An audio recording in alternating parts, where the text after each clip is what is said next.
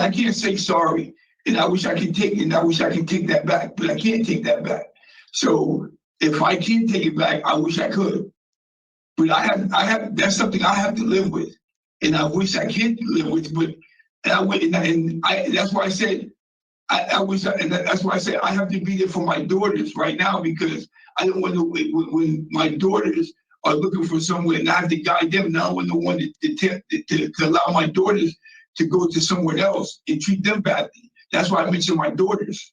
That was going to be my next question. How old are your daughters now? One will be 8 and one will be 28. That's why I mentioned them. Yeah. How would you feel if somebody had pimped them out? Well, buckle up. It's another Connecticut parole hearing. I hope you're hungry, because there's plenty of more word salad where that came from. With that, let's start. He's serving a sentence of 8 years jail. Last sentence for sales of narcotics, a narcotic substance, and a violation of probation with an underlying offense of promoting prostitution in the second degree. As of today, records reflect the parole eligibility date of July 10th, 2024. There's no victim input in this case. There is an offender accountability plan for the offender.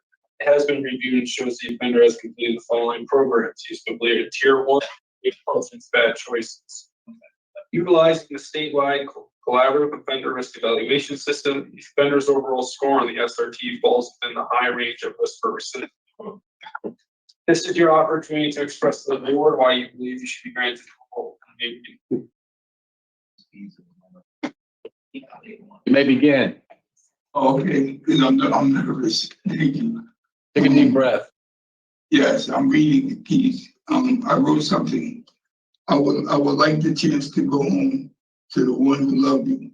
You see, I am tired of being the passenger in my own life. I'm tired of not loving myself the way I need to be loved.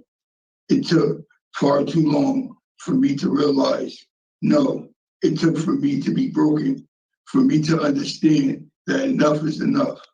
I can't do this no longer.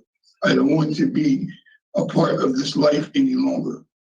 Every part of my being is defeated. Every part of me has seen that this isn't working for me anymore. I allowed this way of life to take over for far too long, and it's way past its ending for me to end it. I have to end it before it ends me. I'm waving the white flag. Every day that I wake up inside this place, I realize I don't want to die here. I don't want to die in this place. I don't want to be hated by my daughters who look for guidance and find it in a stranger that will hurt them or take advantage of them. How can I be a proper father for them when I'm not allowing myself to be there for them? I'm asking for that chance. Every part of me is asking you, no. Every part of me is begging you for the chance to be, for the chance to be free, so I can go to my wife and hold her and keep the word that I gave her when I told her that I will only leave her once.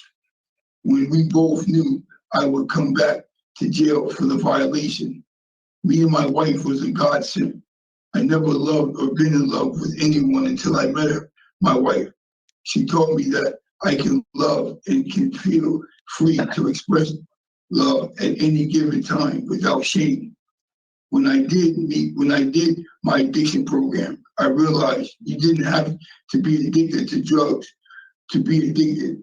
I was addicted to the lifestyle and status that it gave me. However, the outcome of it all was prison in a way, was prison and away from the loved ones, and disappointment, the way love and disappointment to the loved ones. I am so tired of doing that. I will be 55 years old this summer. I am too old for this. I don't care what people think, and I'm tired of letting my family down. But most of all, I'm tired of letting myself down. I'm tired of disappointing myself and allowing myself to fail myself. I deserve better. I can do better. I have no reason not to do better. So please allow me the opportunity to do so. Okay, well, thank you. Thank you for your statement. We appreciate that, Mr. Reed.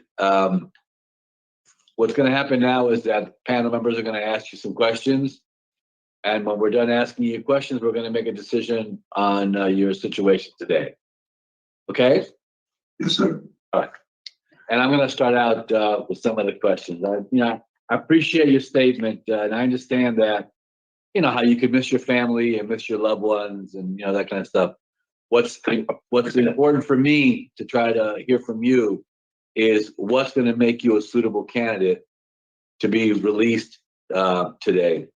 The offenses that you have are serious, and to be honest with you, I didn't hear you taking any responsibility for your offenses in your opening statement, which I would have liked to have heard. To be honest with you, your underlying is prostitution and promoting prostitution. And I think it was the 2 minors, if I remember correctly, and the sale of drugs, which is impacting our communities, right? Today, and there are a lot of victims out there today, right, who died from overdoses, and I didn't hear anything from you around that behavior. Number one, and then number two, I didn't hear why. What have you done to change your life that would make you a suitable candidate on the outside? And I interrupted that because I said I was addicted to the lifestyle. I didn't take accountability because I said I was addicted to the lifestyle. I said you didn't have to be addicted to drugs in order to be addicted. Because I was addicted, I did take accountability because I'm saying I was addicted to the lifestyle. I did take accountability of it because I'm saying that I was addicted to the lifestyle, was taking accountability of it. Because I'm saying I was addicted to it, and I took accountability of understanding where I was going wrong at it, to where I was going wrong because I had to figure out who was I hurting. I was hurting the community and saying that I'm saying who was my victim, but the victim was the society. Society was my victim, and I had to learn how to stop hurting the people that surround me. So I had to take accountability of hurting people that surround me. So go ahead. I'm sorry. Go ahead. And I'm taking accountability of hurting people around me. Okay. Well, that's good to hear. That's a little bit different. That's a little bit different than what I heard you say earlier, right? Because now you've added the community in there, and you've added other people in there that you may have impacted, you may have heard. What about the young ladies that you were promoting prostitution with? How do you think that affected their lives? It affected their lives when I was exploiting them. It affected their lives when I exploited them, and I tried even though I couldn't be around, even though at that time I was in a bad place. At that time I was in a bad place, and I couldn't go back to apologize to them because I went home. But I wish I could have went home and apologized to them, but I couldn't because at that time I was in a bad place. And by me being in a bad place, and I can't say sorry, and I wish I could take it, and I wish I could take that back, but I can't take that back. So if I can take it back, I wish I could. But that's something I have to live with. And I wish I could live with, but that's why I said that's why I said I have to be there for my daughters right now because I don't want to when my daughters are looking for somewhere and I have to guide them. Now I want no one to allow my daughters to go to somewhere else and treat them badly. That's why I mentioned my daughters. That was going to be my next question. How old are your daughters now? One will be 8 and one will be 28. That's why I mentioned them. Yeah. How would you feel if somebody had pimped them out? And that's why I mentioned them. Yeah. Because right now I feel bad for what I did, and I don't want them to be exploited in a way. So right now I have to be the role model that I'm supposed to be, and I feel bad at that time what I did, and I have to explain to you because right now I'm being hated, and being hated right now makes me feel bad for what I did in the past. Did you say you're being hated? I'm being hated by. That's why I wrote. That's why I wrote. I'm being hated by my daughter, and that's what makes me feel bad. And right now, my soon-to-be 28-year-old daughter is not speaking to me. behind that. Because I violated, since I've been arrested for it, when I was arrested for it, she has been speaking to me since. And I have to deal with that that pain right now. And I know that you mentioned you want to change, you want to try to change yourself. I mean, you have a pretty extensive history. And that's why I mentioned it's 55. That dates back. I'm 55 years old. Exactly. That's why. Go ahead. That's why I said it's 55. That's why I said it's been far too long. And I'm saying 55. It's been far, and I'm tired. And it's tired. It's been far too long. That's why I said I've been a passenger in my life for far too long. And it's about time for me to take, it's about time for me to take charge right now. Okay, so that's good. So what is it that you need to do in order to take charge? What are those things you need to do? Stop the speaking thinking. Stop wondering what other people think about me. Because now I got to worry about what I'm thinking about myself and start loving myself. My mother passed away during the course of the time, and I got to start wondering about what I think about me and not what others think about me. And put myself first instead of worrying about what everybody else thinking about me. Now I got a son right now and I don't want to be. I got a son right now who's in jail, who needs me. Now I got to put them first instead of putting them second. And that's what I haven't been doing that. Now I got to be the man and stop being the child. How old is your son? My son is 30. He's turned 33 years old. Yeah. And right now he's sitting in Cheshire.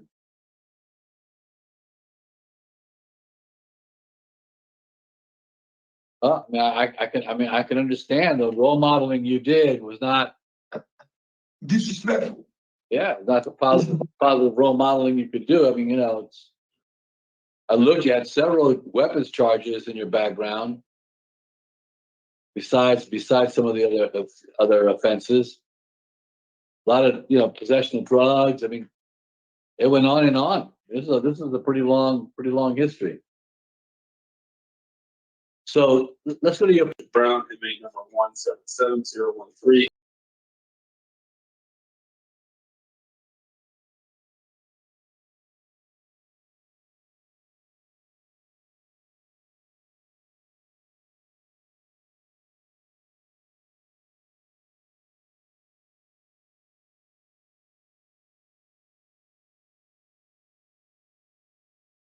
What have you gotten this time from your programming that's going to make you more successful? Because you were in 4 other times. You've had 4 other incarcerations. You've had 8 unsuccessful releases, right? What's going to be different this time? Remember, we have to figure out, does it make sense to let you out? Your EOS date isn't until 28. Last time I was on parole, I discharged parole. This is my first time I ever violated probation. I never been on probation. I never violated probation ever. First time I violated probation. I was on parole. I did parole successfully. And so doing programs, I've done programs. I didn't see that. I didn't see that successful time served. Oh, okay. You know what I'm saying? So being out the way, I have a job waiting for me. I have loved ones waiting for me. Is that a verifiable job? Is it verified? Yeah, I can verify. Did you have a chance to verify that? I can get jobs verified because the barbershops are only verified. I'm a licensed barber. Oh, yeah. Verifiable jobs can be verified. Anything that I say can be verified. You know what I'm saying? One thing about it, I keep a stable job. Well, you have a career. You have a career because you're a barber. Yeah, I have a career always. You know what I'm saying? So the only thing that backstepped me was COVID. That's the only thing that backstepped me was COVID. You know what I'm saying? So that right there isn't what should I say? Isn't what's the proper word? Isn't my reason for backstepping? You know what I'm saying? Because I shouldn't have backstepped. But everything I did was my fault. And I'm taking accountability for everything that I did. Okay. So I'm not gonna say, I can't point the blame for no one else but myself. You know, I can't point the blame, but no one, right now I'm being missed, and I'm tired of seeing what I'm doing to myself, and I'm tired of hurting myself. And I'm tired of, I'm not saying hurt myself physically, I'm tired of hurting myself mentally. Yeah. And I don't want to die here. I'm seeing what's around me. I'm seeing this place is not built for me. It's what I'm seeing with all these young kids in here. And all, I just want to go home. Yeah, I heard that. I heard that in your opening statement that you want to go home. Yeah, I heard that.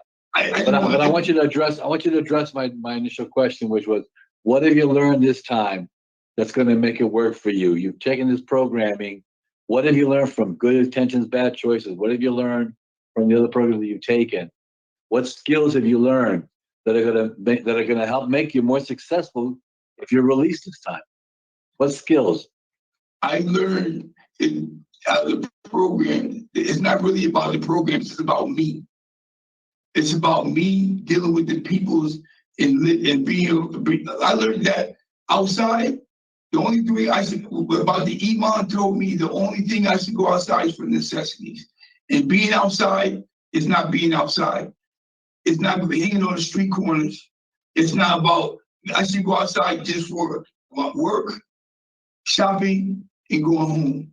Not going to no bars, not going to no clubs, not hanging out. Family functions, etc. I shouldn't be going out to do anything else besides that. I shouldn't look for no shortcuts, no corners, or anything else. I want to be a citizen. Just like I told the guy before me, I want to be a citizen. I want to know how to be a citizen. And I respect to be a citizen. That's what I want to be. That's all I want to be. And that's Okay, the God. you realize that you have protective orders. Yeah, I have no problem with that. Okay, well they go to 2099, so they're pretty long. I'm never going back to Norwich and Indian. I don't even know who they are. Okay.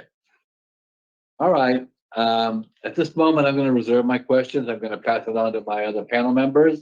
Thank you for answering my questions. And I'll pat on. I don't have a follow-up. Palmieri. So, Mr. Reed, did you talk about your disciplinary history? You didn't talk. No.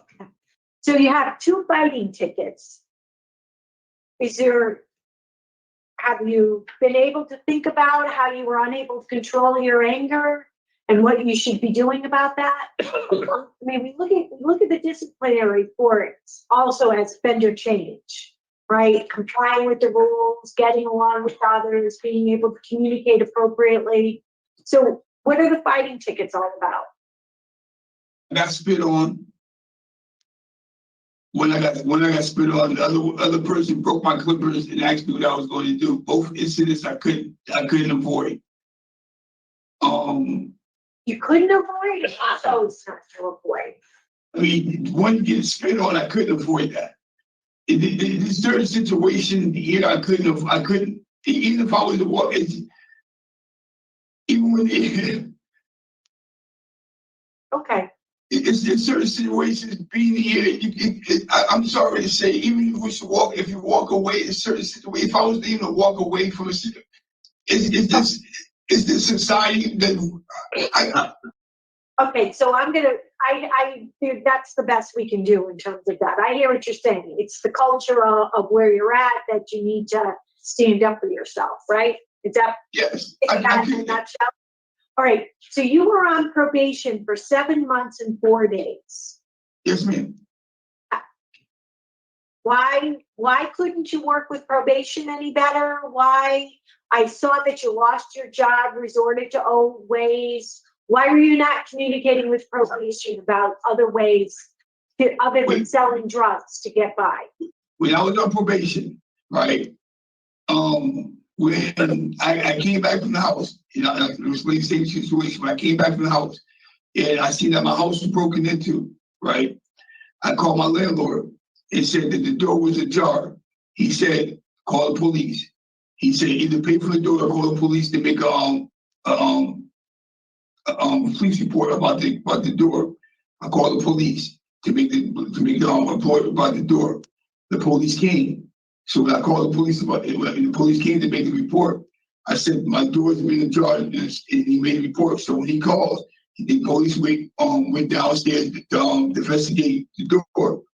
Downstairs, they give the police a gun. I said, so they come upstairs and arrest me. I said, what are you arresting me for? They said, for possession of a firearm. I said, possession of a firearm. They said that they gave you a firearm, you get arrested for a firearm. I said, how you gonna arrest me for a firearm that you got in somebody else's house? I make bond, but it's still, you arrest me, and then I'm like, you arrest me for, you didn't even arrest the downstairs neighbor, and you arrest me in my house, that I have a lease in my house. But you're not charged with the violation of having the firearm. Yeah. You're charged with violation of probation. But that was the initial violation. That's what they violated. That was what being arrested was the initial violation. That's what the initial violation me. That's what they violated me from. And when I called the probation, they said, "Well, we're gonna violate you because you got arrested." I said, "Why would you violate me because I got arrested? Because I was the one that called the police." So when they violated, when I was like, "You violated me," so I'm like, "Then I got paid for a lawyer for the violation." I'm like, "Hold on, COVID," and I'm like, "Well, I gotta try to pay for a lawyer. I gotta do this." And then COVID, and I'm like, "I don't have no job. I don't have anything." So my stinking thinking. The way I was thinking, I'm like, okay, I got paid for a lawyer, I got to do this. So the way I thought was, okay, I got to go back into selling drugs. All right. Okay. I figured that out. Yeah. So you needed to pay for a lawyer for that charge for the possession of the firearm, and then you were selling drugs, got arrested on the drugs. Okay. All right. Well, I mean, you're right. It's stinking thinking. That's what my stinking thinking. Okay. All right, Mr. Reed, thank you so much for answering my question. I don't have any questions. Thank you. This is kind of a difficult, so what we're gonna do now is we're gonna discuss your case. And then when we're done, we'll give you our answer. Okay? We ask you to just stay quiet while we're discussing the case. Difficult situation. Means, he's done some programming, got a lengthy history of stuff. There's some weapon charges in his history, or 5 from what I counted. There was no initial acceptance of responsibility. He did accept it during the course of the interview and the conversation. There's the tickets. I'm not even sure what he could do if I wanted to bring him back. No, I know. I was thinking the same thing, Mr. Chair. I mean, he could, it's 4 years to his end of sentence. Yeah. I don't know what to do. I thought, well, he could do voices, maybe. He would work on his mental health, which seems to still be a struggle. Voices was one of those things that I had thought about as well because of his victims and this particular He did the situation. tier 1. He says he doesn't have a drug problem. Right, he says his addiction is his lifestyle. And I'm not even sure how you Yeah. So change that. What's your thinking? So, I agree with you. It was difficult. I put a question mark there. I put denied. What was concerning to me was the juvenile prostitution charge. That kind of put me over the top, so to speak. So the next question is, are you going to end the sentence, which is a long way out? well, it's an 8-year And sentence. he's got an extensive criminal history and a number of failures in the past, right? So that would be my next question to board members. Do you bring him back, or do you go to end the sentence? Well, I don't have him. I don't have him a vote. pulled today. I don't have him Yeah. voted for, but I think our question is, do we bring him back? do we bring him back is the question, and if we do, what are we looking at? He's got a skill set. He's a barber. I mean, he's going to have that for the remainder of his life.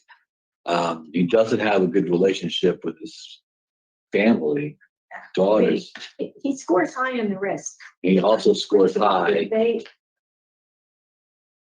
Just looking, and it's due to his criminal history, criminal attitudes, behavior patterns.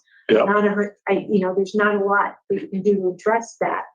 Voices could be one, anger management could be a helpful program, Maybe we bring him back and maybe we continuing to address his mental health. give him a year, A year. give him a year and bring him back. Mhm. We've seen As he do voices and anger management. It is. Yeah, that's a gift. Great. Target.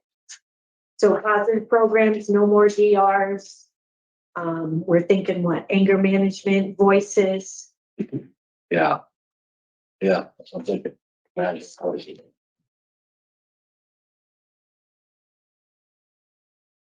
Okay, And then, so that would be, so we're looking at, maybe defense while on probation, for institutional adjustment.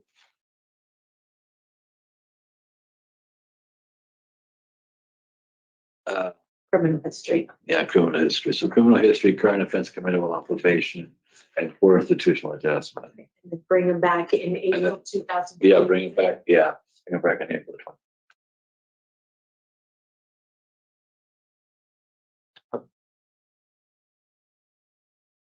Okay, in the case of Andre Reed, inmate number 160454, there's a motion to deny discretionary parole for the following reasons: criminal history, current offense committed while on probation, and poor institutional adjustment, and bring him back and recommend to bring him back for a rehear on April of 2025 with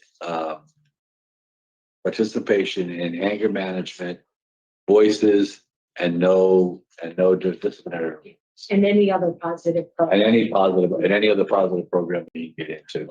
And, we didn't talk about, Mr. Reed has flat sentence. Right. So any term of parole, discretionary parole in the community, I think is a level of safety to the community. Well, And to help Mr. That's what I was looking Get at. back too. on his Yeah. feet. Yeah. Yeah, so hopefully this will work out. Okay. So do I have a second? Second. All those in favor signify by saying aye. Aye. Okay, so Mr. Reed, we are not granting you discretionary parole today for the following reasons: your criminal history, your current offense committed while on probation, and your poor institutional adjustment. However, we are going to bring you back in a year and to give you the opportunity to take voices and to take an anger management course or workshop, and also to stay ticket free. Okay? Hopefully you'll use the time to do that, and then when you come back, that'll still, it gives you some time to continue to work on yourself like you're doing. Thank you. Can I say something? Don't mind me Yeah. saying something. Yeah, I respect what you're saying. You know what I'm saying? One thing I respect what you're saying. I've done voices before. Anger management doesn't do anything for me because I'm mental health. You know what I'm saying? I'm intimate explosive disorder with antisocial personality. You know what I'm saying? So anger management doesn't do anything for me. You understand what I'm saying? So, I respect what you're saying when it comes. I've done voices already on my last bid. You know what I mean? So I know what voices entails. You know what I'm saying? I know what voices entails, and I respect when it comes to when you say when you say poor institute. When I'm trying to fathom, I'm trying to get what you're saying because you say important institution. When I've done all the programs that you said, and I've stayed out of trouble, and you went to. I've never violated. Or this is my first time I ever violated probation. You know what I'm saying? And I'm trying to get, what I'm saying, where you get. I understand the whole year. I got a problem with that. You know what I'm saying? Because the decision's already been made. You know what I'm saying? And it is what it is. You know what I'm saying? Because Yeah. I'm gonna do the bid. I don't have 100 years. That's one thing one thing I've learned. I'm having 100 years, and once I leave Connecticut, I'm never coming back. You know what I'm saying? Okay, 'Cause I'm not from well, Connecticut. that's a good thing, and we just think that those programs will help even continue to solidify your understanding of how you need to be able to transition back into the community. The only reason why I come back, That's you know, basically the you know, decision. you know, the That's only basically reason the why I come, decision. the only reason why, We have to be able to move on, Mr. Reed. and the only reason why I come down to the approval prostitution was because just to get rid of the thing. But I've never had there was never no prostitutes that I promoted. That's the only thing. Okay. That's the only thing. That's the only thing. Thank you.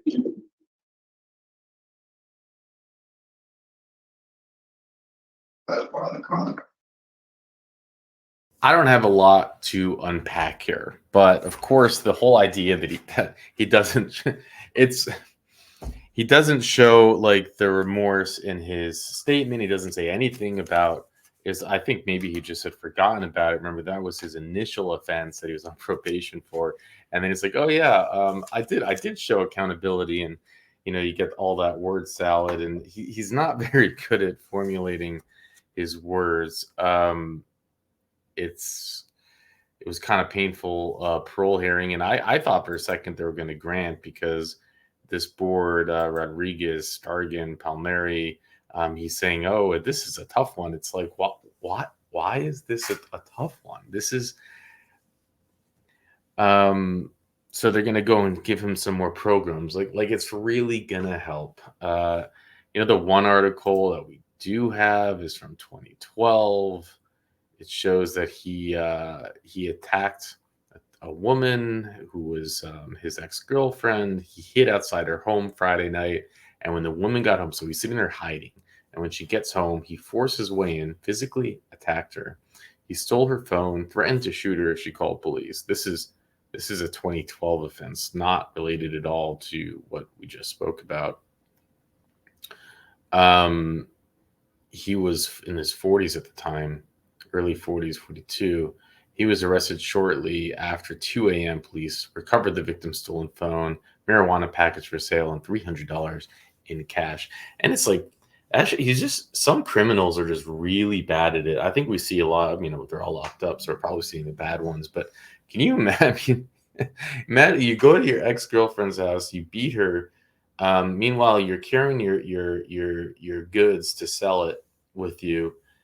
The cops are coming, you take your cell phone. It's like, what do you think is going to happen? So he was charged with first-degree burglary, first-degree robbery, third-degree assault, second-degree threatening, possession of marijuana with intent to sell, and sixth-degree larceny. So he picked up all those charges just because,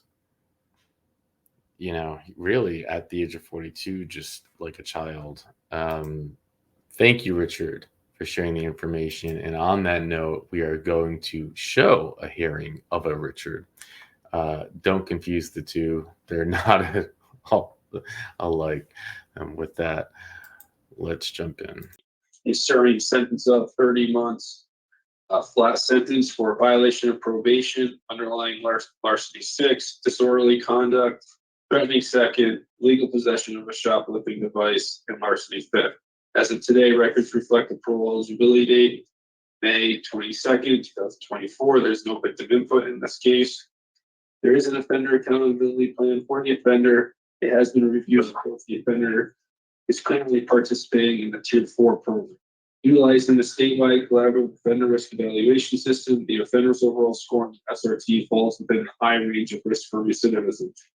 This is your opportunity to express to the board why you believe you should be granted parole. You may begin. Okay, first I want to say I take full responsibility for my actions. When I was home, the reason before I relapsed, I was home. I worked every day. I was in recovery. I was doing volunteer work at Wayne, delivering furniture to the needy. I was involved with a lot of meetings and groups. And before I relapsed, I fixed my credit. I was a lead mechanic at a golf course. I made bank runs for them. I opened and closed, counted the safe sometimes for them, and fixed all the machineries. And I ended up meeting this lady and married her and had a wonderful family. And it was excellent. I believe I was home for 8 or 9 years, doing well, without any supervision. And my mother ended up passing away, and I ended up coming home from work and catching my wife cheating on me. So in the midst of all that, I just gave up and started using again. And when I used, I ended up losing my job. I lost my family, and I started stealing again from my habit. Is that it, Mr. Brown? Yes, sir. Okay, thank you so much for those opening remarks. What's gonna happen now is we're going to, panel members are gonna ask you some questions, to get some more, information from you. And then when we're done, we're gonna discuss your case and let you know our decision. Okay. Okay? Yes. We're gonna start out with panel member Palmieri this morning.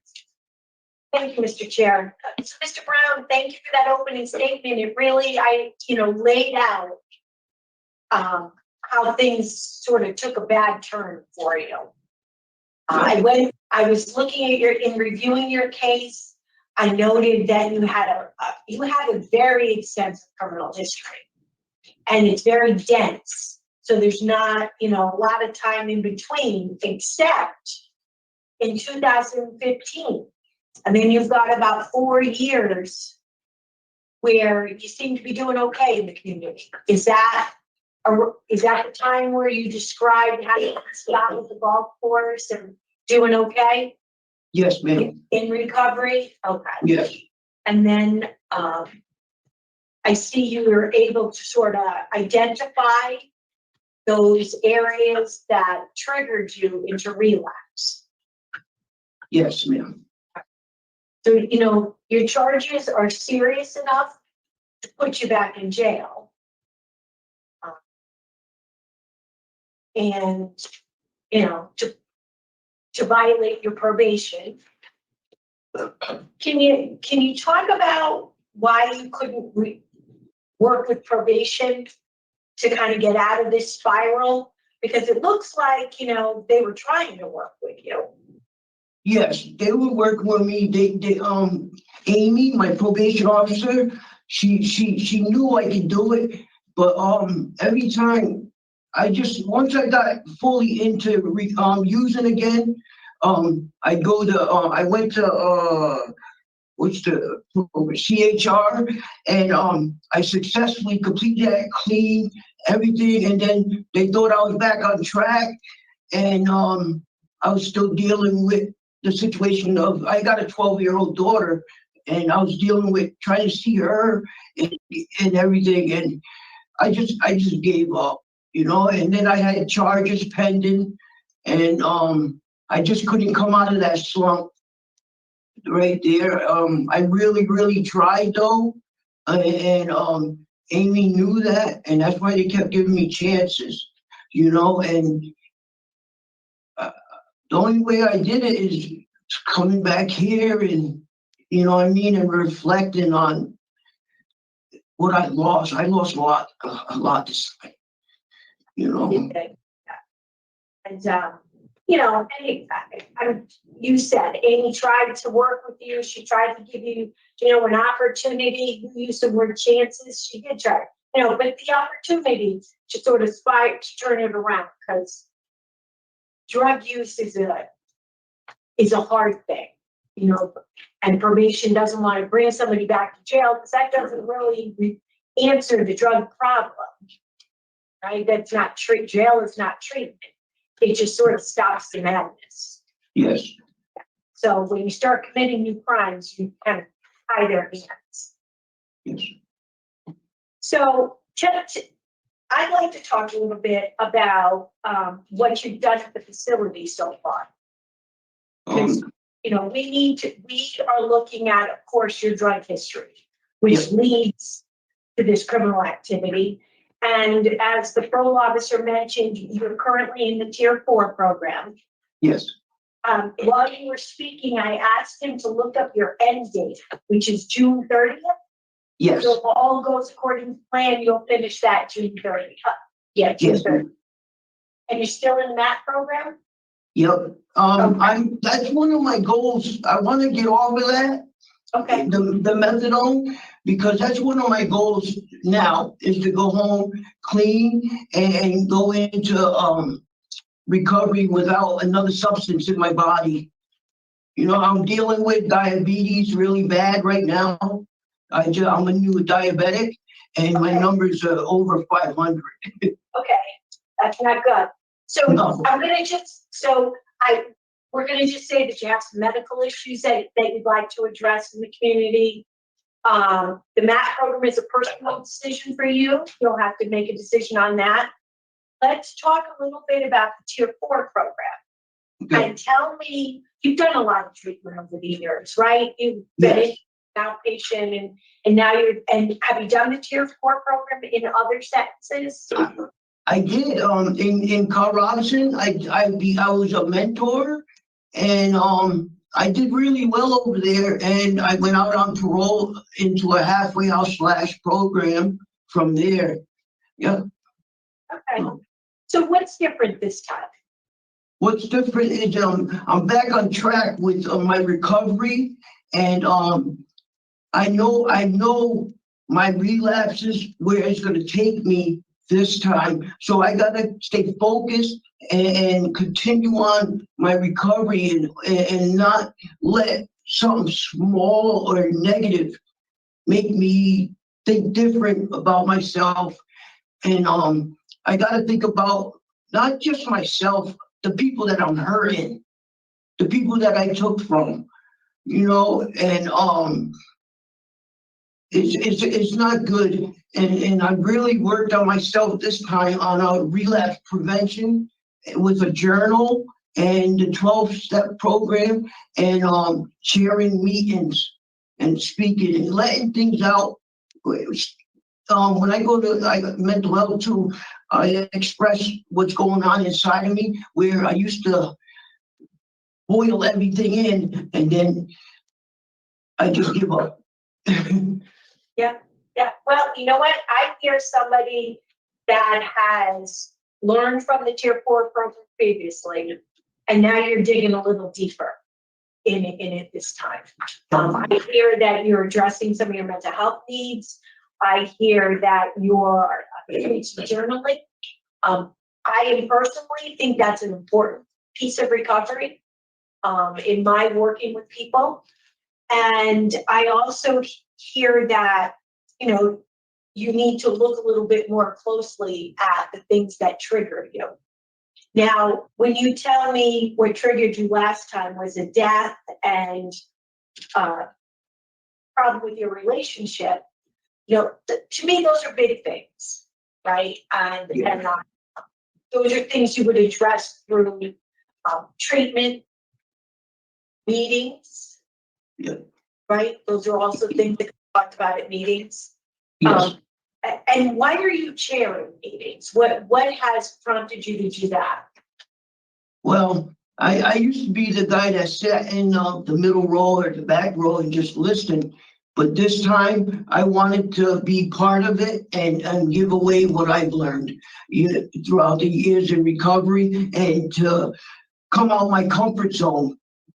Be honest with you, because I'm an isolating person and I wanted to come out of my comfort zone and get to use it because when I go home this time, I'm going back to my home group and I want to chair that meeting.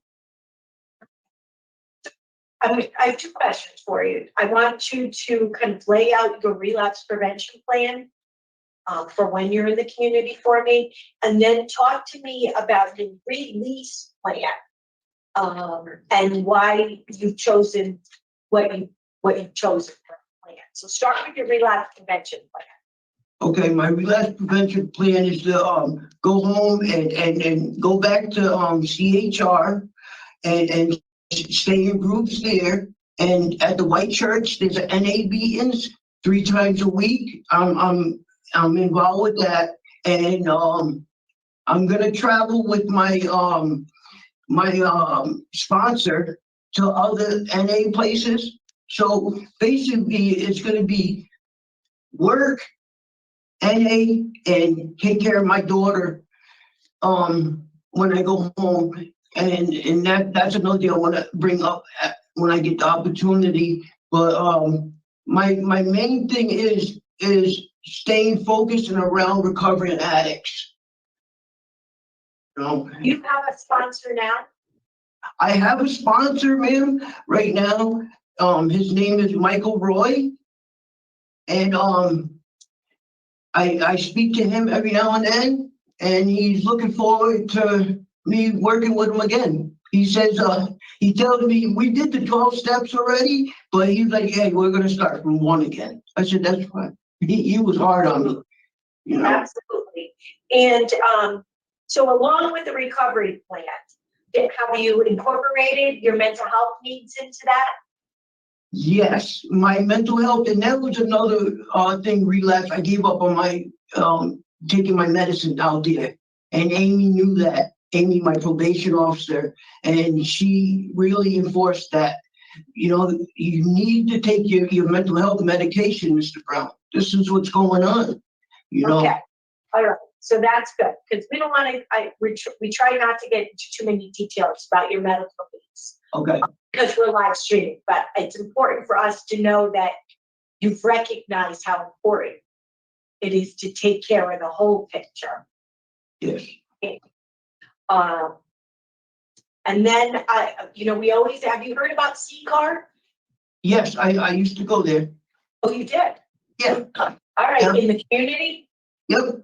Yeah. I used to go there and hang out, play pool, and be around other recovering addicts. Yep. It's a support community, right? Yeah. Not clinical, they provide all kinds of services for support. Excellent.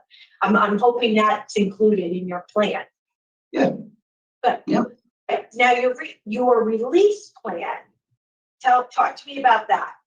Okay, I had a sponsor, but I got a 12-year-old daughter, okay, and her mother's boyfriend won't let her live with them, so she bring her to her sister's house. And my daughter said, Dad, I want to live with you, but I want to live with just you. You know what I mean? So I'm willing to give her that option because of I haven't been there, and I don't want to choose my girlfriend over her.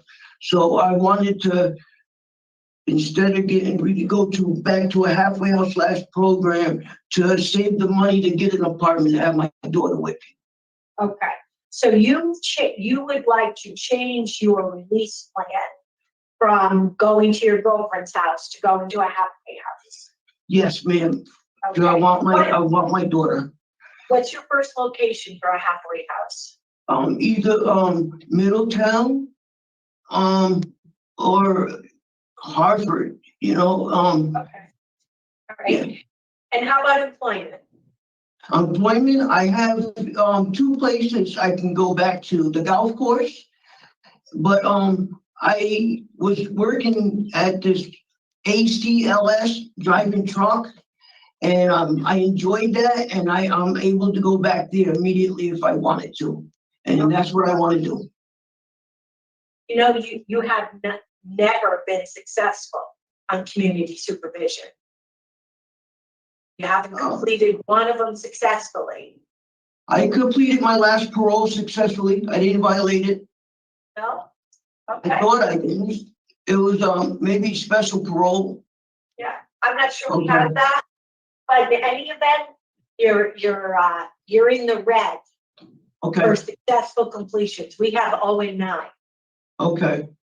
All right. So Yes. So you have no special parole, no probation to follow the sentence. So if you were to get discretionary parole today, that would put you on community supervision for almost a year. Excellent. And that would be your opportunity to turn the tables.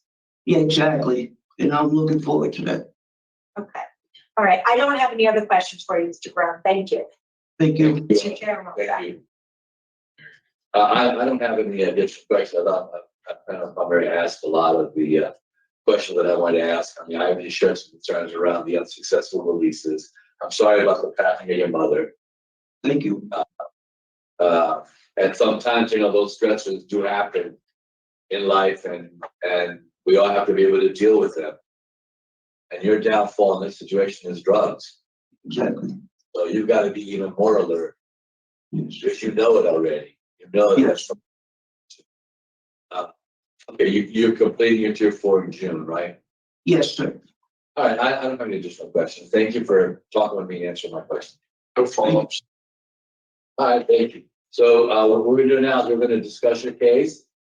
We ask you to remain quiet while we do that, and Okay. then we'll let you know our decision.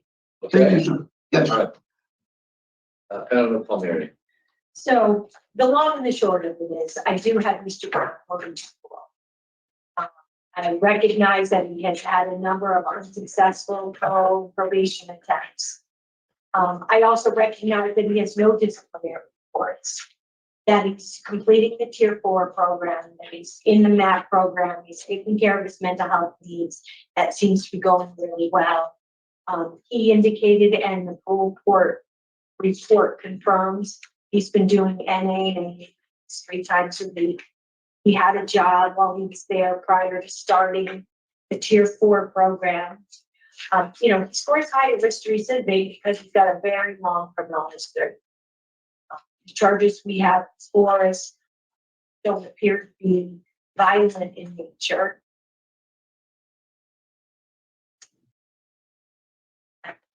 I thought he had a well-developed relapse prevention plan. Its release plan, I think, is okay too.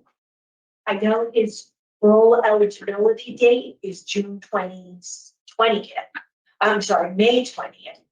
I would, although, like to do contingent upon completion of tier 4 for his release. So we would keep the May date, but his release wouldn't occur until the completion of that tier 4 program.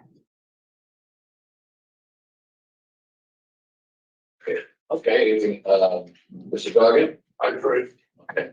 Then I had halfway house and mental health evaluation and treatment.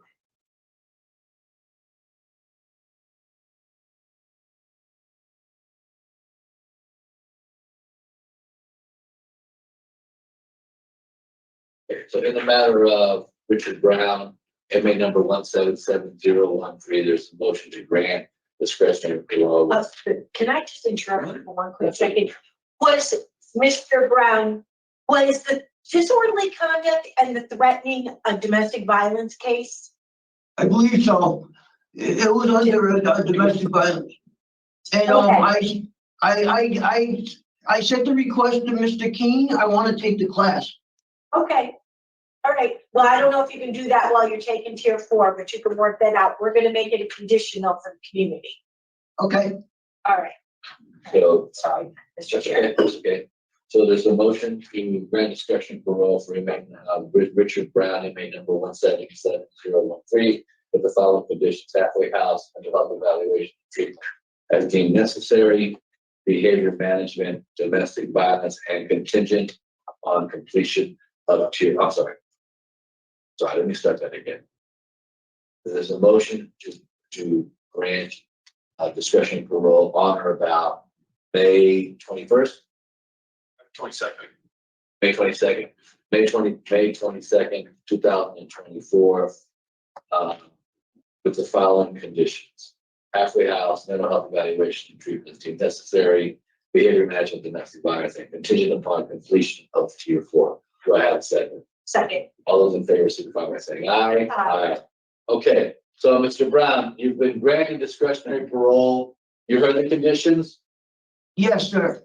Okay, those will be your conditions, and as soon as you finish tier 4 is what we're looking at. Thank you. All right. Good luck. Thank you Good so luck. much. Good luck to you. I'm gonna do it. Thank you. This concludes the hearing for Richard Brown, inmate number 177013. Chorizo, video career after. There was something very tragic that I need to share with you about this hearing.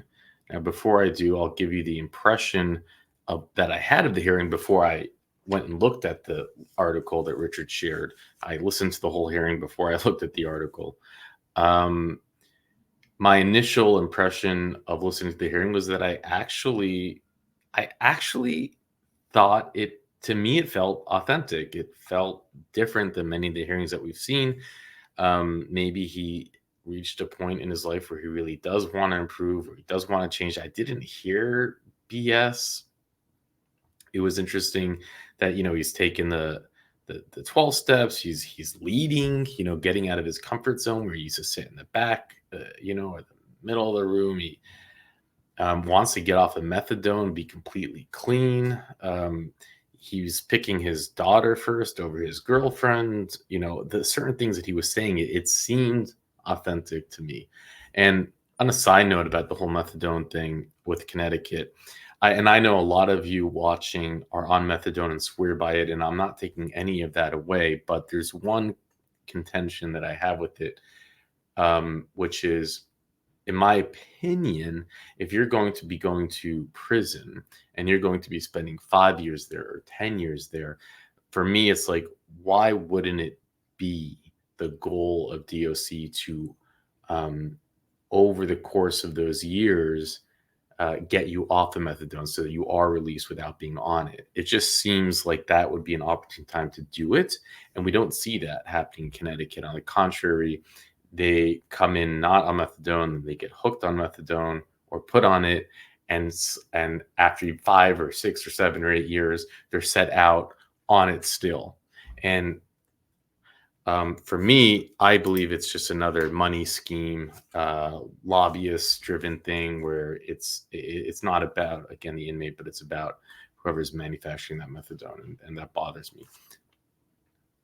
I digress. What really made me feel now differently about this hearing, and I don't know, I have to talk it through, but there was a crime that he had committed which wasn't brought up, wasn't mentioned at all, and maybe legally it's not relevant, but it is tragic and scary. And that is that in 2006, he drove his truck, negligent homicide, and killed a 9-month-old baby. So Brown had been driving his tow truck on Route 32 in 2006 when he crashed into a packed minivan that had just pulled out of a parking lot on Route 32. The driver of the van had stopped to talk to a friend when this tow truck had slammed into the back of it. His son, who was 9 months old, died shortly afterwards. And an 11-year-old and the parents and 3 other siblings or passengers in the van were injured. And that's all I have on that case. Thank you, Richard, for sharing it. He got negligent homicide, so even though the guy pulled over to talk to someone, they found that the tow truck had done something wrong.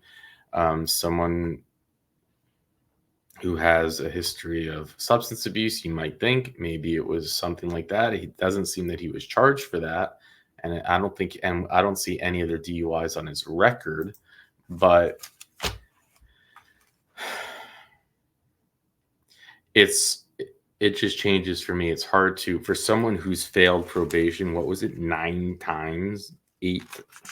I mean,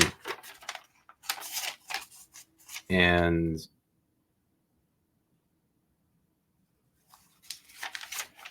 never succeeded on it, or is it 8 violate? I don't know. And a lot, and has all these. It's just like,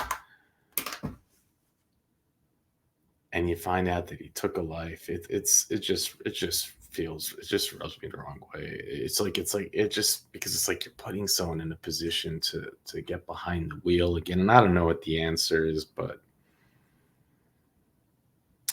something else on his record, which we see a lot here. They say he's caught with a shoplifting device, legal possession of a shoplifting device. I'm not familiar with that. Is there an actual device that people use to shoplift with.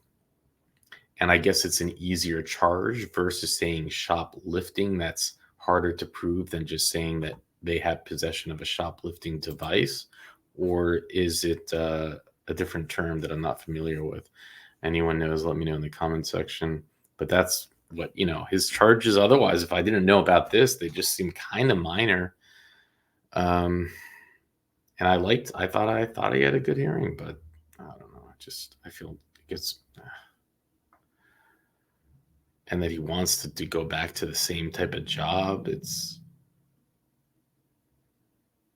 I believe that's what he said. Anyways, we had a wild couple of hearings. The first one was more so, and thank you, Sir Richard, for putting this all together. And with that, I'll let you go.